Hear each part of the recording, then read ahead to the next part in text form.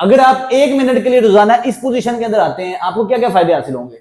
एक तो आपकी रीढ़ की हड्डी में पावर आएगी, रीढ़ की हड्डी फ्लेक्सिबल लचकदार होगी, मजबूत होगी। दूसरे नंबर पे आपके कंधों के दर्द अगर है तो वो बेहतर की तरफ रहेगी, आपके चेस्ट के मसल्स में ओपनिंग आएगी, हिप के मसल की फ्लेक्सिबिलिटी बेहतर होगी, जो सारा दिन बैठ बैठ के जो आप कुबे रहते हैं वो नहीं होगी, और दुनिया की सबसे बेहतरीन पोस्चर को अलाइन करने के लिए ये वर्जिश है। मतलब ये वाली वर्जिश फ्यूचर में बढ़ती उम्र के साथ बीमार होकर आपको डॉक्टर से बचा सकती है। इस पोजीशन में आपने किसी नरम सरफेस पे बैठ जाना है, पंजों के बल आना है, हाथों से अपने पांव के इस हिस्से को आपने पकड़ लेना है, घुटने हल्के से खोल लेने हैं, कमर सीधी करनी। अब आपने क्या करना है, अपने हिप को ऊपर उठाना है।